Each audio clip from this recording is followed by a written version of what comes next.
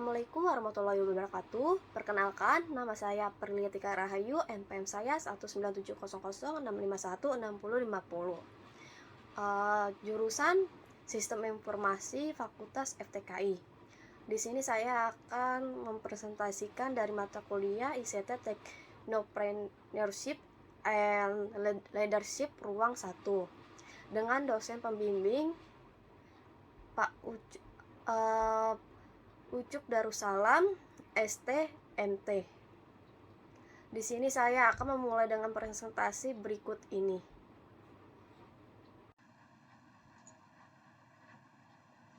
Di sini saya akan mempresentasikan dari kompetensi yang dibutuhkan untuk sukses di era Smart Society 5.0.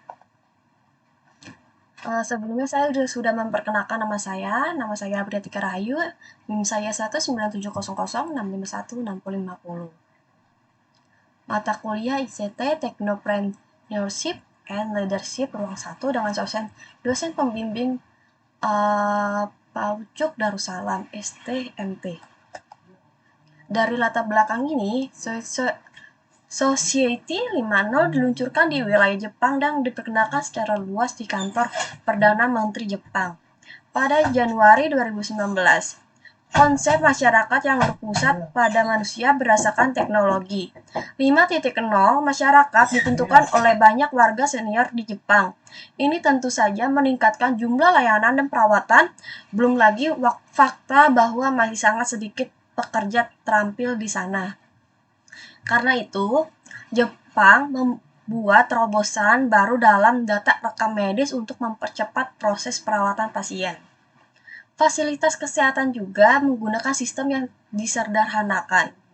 Perawat adalah telur dan robot. Dari sini dapat dipahami bahwa alasan konsep masyarakat Jepang berkaitan dengan penurunan populasi. Society 5.0 dan revolusi industri 4.0 pada dasarnya berbeda. Revolusi industri didasarkan pada teknologi otomasi dan teknologi siber bergema. Ini adalah konsep yang berpusat pada orang di mana semua kegiatan di berbagai bidang difokuskan pada teknologi digital dan masyarakat. Namun, masih diimbangi dengan perkembangan ekonomi yang menggunakan sistem dunia maya dan dunia fisik. Padahal, munculnya masyarakat 5.0 disebabkan oleh minimnya kesempatan yang diberikan kepada umat manusia dalam sistem revolusi industri 4.0. Kompetisi yang dibutuhkan untuk sukses di era Society 5.0, banyak penelitian yang berpendapat bahwa daya saing suatu bangsa di era ini terletak pada kemampuan mengintegrasikan sumber daya yang beragam sesuka hati. Oleh karena itu, dilengkapi dengan konektivitas teknologi, komunikasi, dan big data untuk menghasilkan produk dan layanan cerdas, bukan sekadar meningkatkan produktivitas operasi skala besar. 3 keterampilan yang paling dibutuhkan adalah kemampuan memecahkan masalah kompleks, berpikir kritis, dan kreativitas. Komunikasi dari ketiga keterampilan dasar yang diperlukan di masa depan adalah tanggung jawab dunia pendidikan. Kompetisi utama karir profesional di bidang IT Society 5.0, keterampilan yang didefinisikan sebagai kemampuan untuk menghadapi tantangan hidup secara alami, tanpa merasa terbebani, untuk secara aktif dan kreatif mencari solusi, dan bersedia dan berani untuk akhirnya mengatasinya. Kemudian, kompetensi inti yang dibutuhkan oleh profesional IT di era 5.0 adalah sebagai berikut, yaitu pertama, leadership adalah suatu proses mempengaruhi sosial dengan rangka memaksimalkan upaya orang lain. Menuju pencapaian suatu tujuan, leadership sangat penting bagi setiap pekerja. Kedua, language skill merupakan kemampuan untuk berbahasa asing. Khususnya bahasa Inggris itu yang paling utama dan karena bahasa dunia ini adalah bahasa Inggris. maka harus dikuasai untuk memudahkan dalam berkomunikasi dengan dunia luarnya. Yang ketiga, ICT, Information and Communication Technology, adalah pengguna ICT untuk mengakses, mengelola, mengintegrasi, mengevaluasi, dan menciptakan informasi. Dalam hal ini, kemampuan yang harus dimiliki adalah kemampuan yang berkaitan dengan bidang teknologinya. Misalnya, untuk mengoperasi komputer, mengolah data, dan membuat aplikasi dan sebagainya. Dan yang keempat, ICT Information Communication Technology adalah ICT untuk mengakses, mengolah, mengintegrasi, mengevaluasi, dan menciptakan informasi. Dalam hal ini, kemampuan yang harus dimiliki adalah kemampuan yang berkaitan dengan bidang teknologi. Misalnya, untuk mengoperasikan komputer, mengolah data, dan membuat aplikasi sebagainya. Dan yang kelima, writing skill and public speaking, kemampuan ini tidak kalah pentingnya, yaitu kegiatan untuk menuangkan ide dan gagasan yang kita miliki dan pemikiran maupun motivasi inovasi yang baru dapat dipakai pada era Society 5.0 dengan cara menulisnya. Contoh penerapan karir.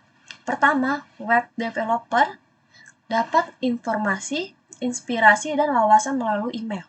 Daftar email untuk mempromosikan produk Anda.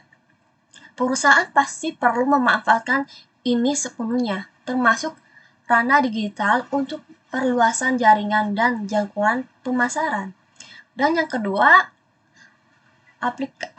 aplikasi developer. Setiap perusahaan ingin menjangkau konsumen secara digital harus terus berinovasi. Salah satunya adalah dengan menyediakan aplikasi untuk smartphone. Ada banyak cara untuk menargetkan konsumen saat ini. Untuk menjadi pengembang aplikasi, Anda harus memiliki logika algoritmik dan keterampilan pemrogramannya.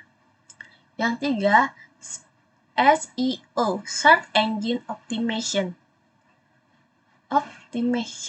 Jika situs Anda sudah dimiliki oleh sebuah perusahaan, Anda membutuhkan seorang ahli SEO untuk memperluas cakupan situs Anda.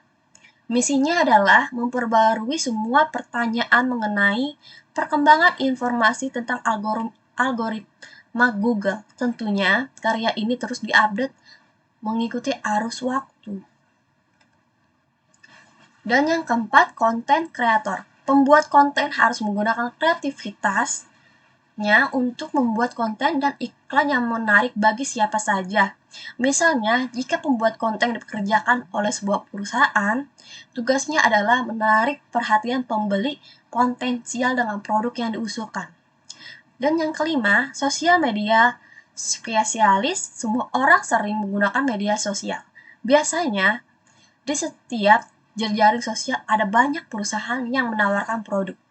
Membuat iklan yang bervariasi dan kreatif adalah tugas para ahli media sosial, serta menganalisis umpan balik dari pengguna jaringan.